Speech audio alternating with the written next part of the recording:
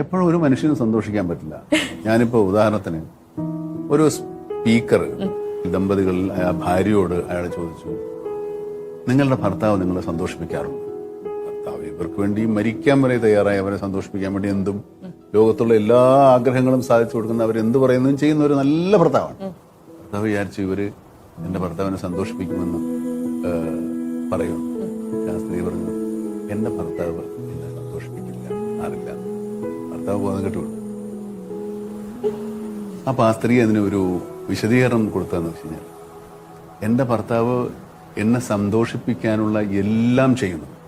എന്റെ സുഹൃത്തുക്കൾ എന്നെ സന്തോഷിപ്പിക്കാനുള്ള പ്രവൃത്തികൾ ചെയ്യുന്നു. എന്റെ ഓഫീസില്, എന്റെ മക്കള്, എന്റെ ബന്ധുക്കൾ, എന്റെ സിസ്റ്റേഴ്സ്, എന്റെ പാരന്റ്സ് എല്ലാവരും they are trying to make me happy.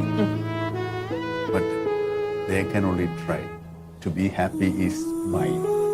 Exactly.